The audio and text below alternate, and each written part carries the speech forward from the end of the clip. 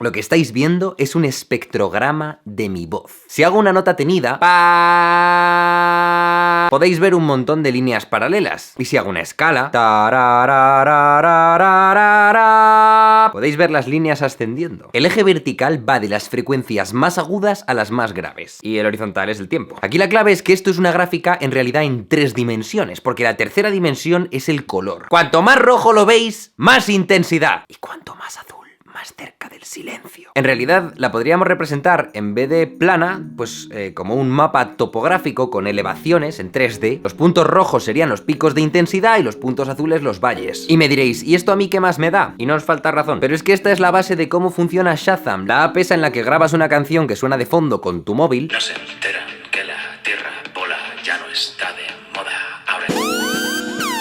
Y te dice cuál es. Pero también es cómo funcionan los filtros de contenido que cada vez están más de moda, que bloquean lo que vas a subir a redes sociales si lleva copyright. Porque lo detectan. ¿Y cómo lo detectan? Pues eso es lo que vamos a explicar en detalle. Porque es que resulta que el creador de Shazam tiene un paper en el que explica cómo hizo el algoritmo. Y es mind-blowing. Y os lo quiero contar.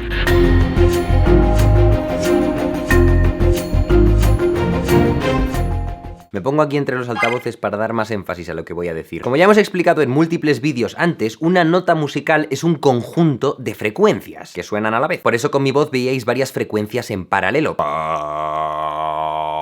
Y por eso dar una nota en el piano tiene este aspecto. Una melodía se vería así. Que veis que sube y baja en la gráfica conforme esto sube y baja. Y una pieza ya con acordes y varios instrumentos se vería así.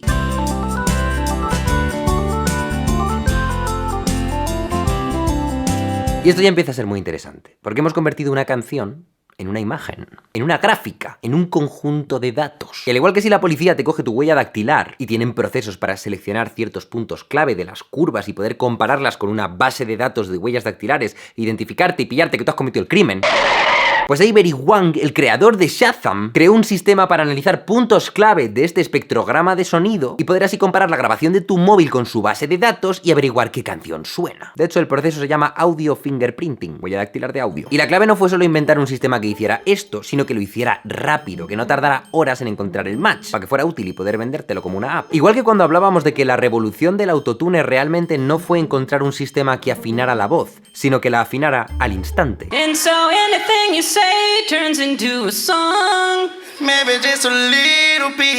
Porque ya existían afinadores digitales, pero no unos que se pudieran usar tan a tiempo real que servían para afinar en un concierto. Así que, ¿cómo lo hizo nuestro amigo Avery Wang? Pues vamos a ponernos técnicos. Lo primero fue crear un sistema que cogía el espectrograma y guardaba sus máximos locales. Es decir, aquellos puntos en los que había un pico de sonido hacía una marquita. Y aquí hay que entender que puedes ajustar la sensibilidad, porque mirad aquí, podemos a lo mejor coger solo los picos cantosos, que serían pues este y este. Pero también podríamos incluir algunos medianos, como estos 4 de aquí o estos 2 de aquí. O podríamos ponernos exhaustivos y coger absolutamente todos los picos. Así que el algoritmo de Wang va variando la sensibilidad para coger más o menos los mismos por canción, que no le queden ni muy pocos ni demasiados. Mirad, esta es la gráfica de un espectrograma que pone Wang en su paper. Por ejemplo, estoy casi seguro de que estas marcas negras en la parte de abajo, que es donde están las frecuencias graves, son un bombo, haciendo tum, tum, tum, tum. Se puede leer casi como una partitura. Y estos son los puntos que ha seleccionado su algoritmo. Y para explicar lo siguiente vamos a necesitar fichas de Lego. Un poco por recuperar nuestros clásicos planos cenitales con fichas de Scrabble, lo que pasa es que las fichas de Scrabble pues no las encuentro. Cada uno de estos Legos es un dato con 2 valores, frecuencia y tiempo. Es decir, que vamos a convertir esta gráfica en estas fichitas. ¿Cómo? Pues aquí pone que en el segundo 2 hay una frecuencia de 600 Hz. Pues ponemos 600 Hz, segundo 2. Y también una frecuencia de 2200 Hz. Pues ponemos 2200 Hz, segundo 2. Y en el segundo 4 hay estas 4 frecuencias. Pues creamos esos datos. Y así vamos transformando esta gráfica en este conjunto de fichitas de Lego. Cada punto de aquí es uno de estos datos con 2 componentes. Y Wang podría hacer esto para todas las canciones de su base de datos. Convertir la canción en un espectrograma, el espectrograma en una gráfica y esta gráfica en este conjunto de fichitas. Y cada canción tendría fichitas con valores diferentes. Y también podría hacer este proceso con tu grabación de tu móvil. Y ahora simplemente tendría que comparar. Si una canción en su base de datos tiene estos datos como huella dactilar, podría comparar tu grabación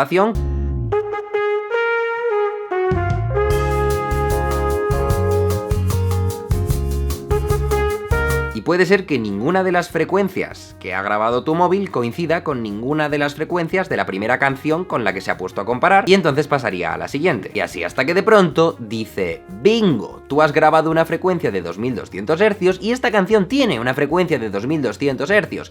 Genial. Pero esta segunda parte del dato no nos sirve para nada ahora mismo, porque imagina que has grabado el estribillo de la canción, pues tú has oído esta frecuencia de 2200 Hz a lo mejor en el segundo 3 de tu grabación, pero en la canción original el estribillo empieza en el minuto 1, el segundo 60, así que estos números no van a coincidir. Tendrías que seguir comparando más datos para empezar a llegar a conclusiones, porque si no, pues en esta canción ha sonado un fa y en esta también ha sonado un fa, pues muy bien, ¿qué quieres que haga con eso? Con este método en el que cada comparativa te da tan poca información, vas a tener que hacer tantas comparaciones que no va a ser factible, ni rápido, ni mucho menos barato para poder ofrecerlo gratis en una app del móvil. De hecho, Wang se frustró mucho y llegó a pensar que no sería capaz de hacerlo, pero un amigo suyo le insistió en que el cerebro humano es capaz de hacerlo. En cuanto oímos los primeros segundos de una canción que nos gusta, la reconocemos muy fácilmente, y si no, que se lo digan a H y a su ¡Bandas Sonoras Challenge! Así que si la biología ha dado con una solución a este problema que requiere poca capacidad de computación, pues Wang debería de poder encontrar otra. Así que Wang siguió buscando y encontró un truco. Y esto lo cuenta Chris Barton, que es el co-creador de Shazam. Wang le llamó por teléfono mientras estaba de crucero en King's Landing, quiero decir Croacia, y le dijo: lo hemos conseguido. Hemos encontrado la clave. Volvamos a los Lego. Hasta ahora estaban guardando cada dato como una pareja, pero a Wang se le ocurrió empezar a guardarlos como grupos de 3. ¿Y qué pone en esos 3 datos? Pues lo primero que pone es una frecuencia que aparezca en la huella dactilar. Pero lo segundo que pone no es en qué momento aparece esa frecuencia, sino que pone otra frecuencia que esté cerca. Y lo tercero que pone es la distancia que hay entre las dos. Por ejemplo, en este dato podría guardar la frecuencia 1000, la frecuencia 1300 y el aproximadamente un segundo que hay entre las dos. Y aquí la frecuencia 2100, la frecuencia 2000 y los 1,2 segundos que hay entre las dos. ¿Veis por dónde voy? Es decir, antes guardaba frecuencias en sí mismas, con su posición en la gráfica, y ahora guarda las relaciones temporales entre las frecuencias. Ya no hay un dato por cada crucecita, sino que hay muchos más bloques de fichitas por cada crucecita de la gráfica. En vez de guardar una frecuencia una vez, guarda cada relación que esa frecuencia tiene con sus frecuencias vecinas. Es decir, la relación de esta con esta, y de esta con esta, y de esta con esta, y de esta con esta, pero también de esta con esta, y esta con esta, y esta con esta, y esta con esta, y de esta con esta, y esta con esta, y esta con esta, y esta con esta, y os lo podéis imaginar, ¿no? Creo, espero, por favor, no tengo que hacerlas todas una a una. Esto les lleva a guardar 10 veces más datos por cada huella digital de lo que guardaban antes. Es decir, que si antes toda su base de datos de todas las canciones, los millones de canciones que tiene Shazam, pesaba, yo que sé, ponle 4 teras, ahora pesa 40 teras. O si pesaba 4000 teras, ahora 40.000 teras. Tienen que gastarse 10 veces más en discos duros. Pero a cambio, lo que consigue es mágico.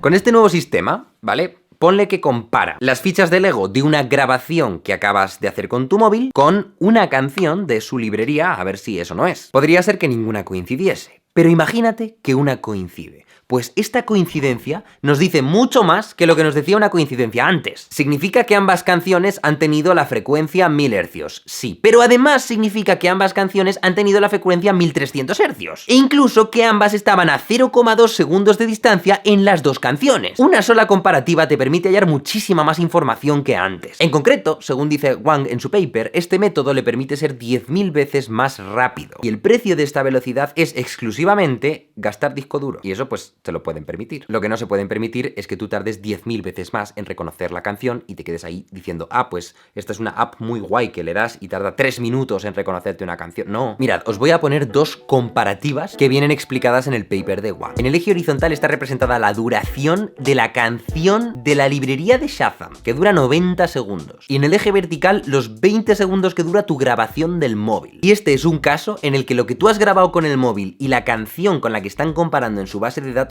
no son la misma canción, ¿vale? Entonces podéis ver que cada círculo es un match, o sea que hay un montón de frecuencias que comparten. Por ejemplo, en el segundo 17 de la canción de la base de datos de Shazam se usaron las mismas frecuencias que en el segundo 2 de la canción que has grabado tú con tu móvil, y en el segundo 30 se usaron las mismas frecuencias que en el segundo 4, y cada circulito es una de esas coincidencias, pero son coincidencias distribuidas aleatoriamente. En cambio, mirad qué ocurre, cómo se manifiesta el resultado del algoritmo cuando la canción de la base de datos con la que estás comparando es justo la que has grabado tú con tu móvil. Veis que en el segundo 43 de la canción se usaron las mismas frecuencias que en el segundo 4 de la grabación del móvil. Pero es que un segundo después volvieron a coincidir. Y otro segundo después volvieron a coincidir. Y así hasta el final. Hubo durante 20 segundos muchas coincidencias. Y eso significa que es un match. El algoritmo ha detectado qué canción estaba sonando. Si estás en Shazam te dirá: aquí puedes comprarla en iTunes, y si estás en YouTube te dirá bloqueado en 170 países, desmonetizado y buenas noches. Situaciones distintas, pero el reconocimiento es el mismo. Y aquí es donde podemos empezar a atar cabos, porque hay mucha gente que sube las canciones aceleradas o deceleradas a YouTube o a Facebook para que no les detecten estos algoritmos. ¿Por qué ocurre esto? Pues porque al acelerar una pieza es como si comprimiésemos su huella dactilar, y las distancias entre los puntos